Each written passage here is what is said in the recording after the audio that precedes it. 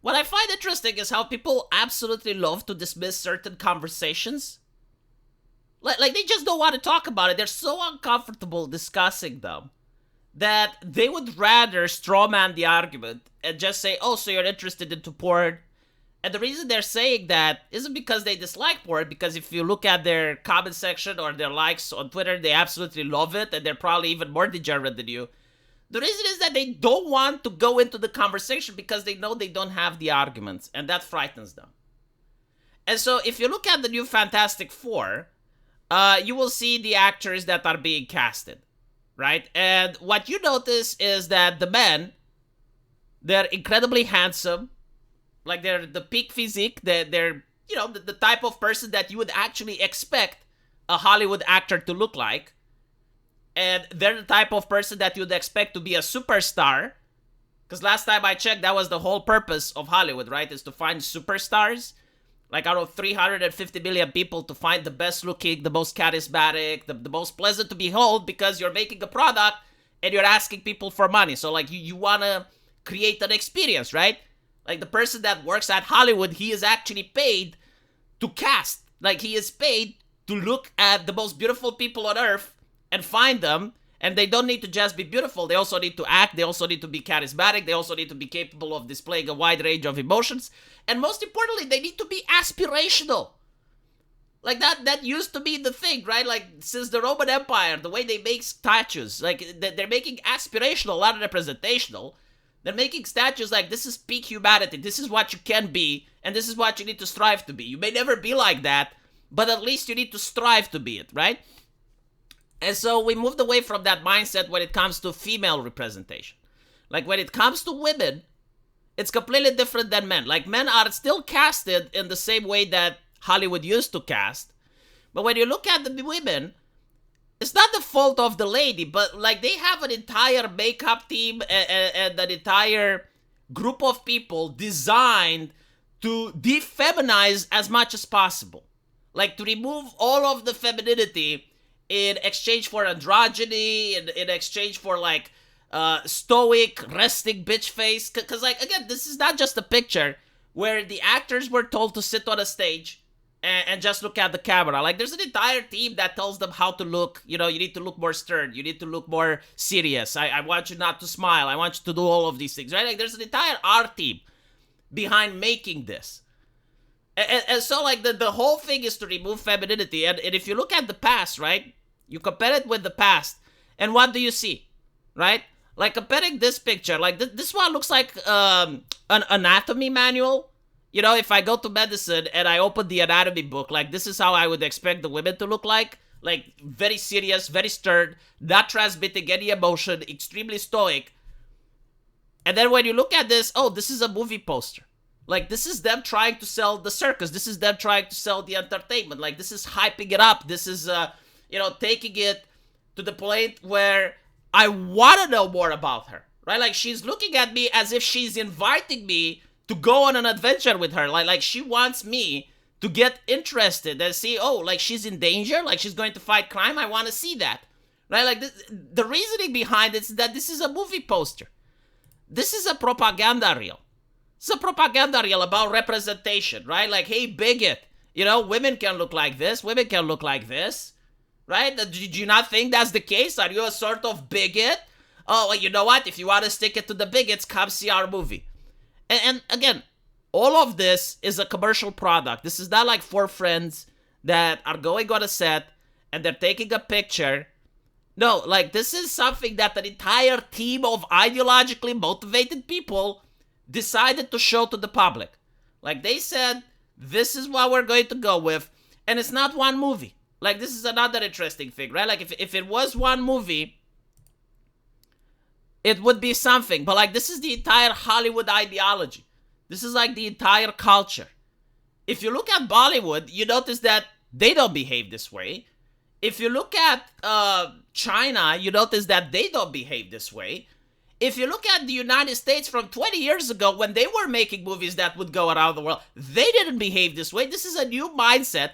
And the reason they don't want to talk about it, and they will say, oh, so you're a gooner, is because they don't want to engage with the truth. And what is the truth? The truth is that America has abandoned any type of standard of beauty. They're creating ideologies that reject even the concept of beauty. Like, if you talk with the people that are part of this production, if you actually speak with them, they will tell you that beauty is subjective. Like, they completely reject the possibility that there may be some sort of standards. Which is true, you know, like, okay, beauty is subjective, but there is also the other thing where ugliness is objective. Like, there are certain things that, you know, if you do them, people will not find them beautiful. For instance, music, right? Music has subjectivity. But if you have people that sing in unison, and you have people that promote unity in their singing, that's music that's beautiful to behold. If you have a 10-year-old that just smashes his hands on the piano keys, well, that's still music, but like, it's objectively not something that you would commercialize and say that is beautiful. Like, there are standards, right? So like, what they're trying to say is the abolition of standards. They want to create a society where there is no such thing as standards anymore, and even talking or discussing about the possibility that there may be standards, that is also a wrong conversation to have. And so they have to reframe it, and they will have to say, oh, you're just into porn.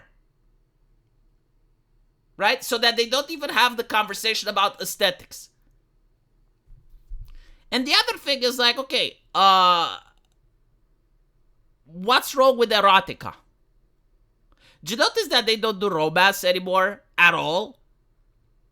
Like some of the most interesting romantic films out there were made in Hollywood. Now they just don't do romance. It's just like dry fucking. Like the same ideology that will tell you, oh, you're just into porn, blah, blah, blah. They create The Last of Us 2, when it has like one of the most vile and disgusting scenes in gaming history. And they also create stuff like Baldur's Gate, where you have sex with bears and demons and shit. They're not against pornography. They're just against wholesomeness. They're against sensuality. They're against romanticism. They're against erotica. Like, erotica is better than porn. I like to see, you know, a little bit of fan service without actually seeing the dry fucking on the screen, you know? But no, like, we're not going to get into that. Because they're trying to change the definition of how people think rather than creating entertainment. And that's the problem with it, you know? Like, all the other cultures, like China bans porn, but they still have fan service. South Korea bans porn, but they still have fan service. Meanwhile, leftist ideology, they ban fan service, but they still display the pornography. Like, again, Baldur's Gate, you know? There's no fan service in Baldur's Gate. Like, there's no scene where you get to zoom on a woman's cleavage or some lady wears revealing armor in the game on purpose. No, they don't do that, but what they do is, like, hookup culture. It's like, hey, you wanna fuck? Right? Like complete inversion of what's normal and what's wholesome. Complete rejections on any standard of beauty under the guise of, oh, if you even bring it up, then you're a pervert, while creating some of the biggest degeneracy and perversions in video games ever made. And so, yeah, no, I agree with Arch here. You know, like this is not just one picture. This is not just a one-off. Like, this is a culture now. Is the culture that's ruining Hollywood, unfortunately. And I actually like American products. I actually grew up with Hollywood movies. I don't want to see them destroyed. But you look at the sales and they're just not there. And the sales isn't about the casting, but like the casting is part of the ideology. It's just like the red flag that tells you everything you need to know. Again, like the actresses themselves are not the problem. It's not that the actresses aren't beautiful, but it's like the makeup team and the costume design. And literally everyone is doing their best to remove all femininity. To remove all aspects from the commercial posters, from the trailers, from like literally everything. They're working overtime in order to make sure that the women are just like statues with zero sexuality, zero interest. Like look at how they are doing the strong woman, right? Like the resting bitch face, bossy type. And then compare the strong woman from a Chinese film or from an anime or from a South Korean TV show, and you'll notice that while they're strong, they still manage to maintain their femininity. Something that just doesn't happen in the West. Yeah, anyway, I ranted enough. Let me know what you guys think, and as usual, I will see you in the comment section. Take care.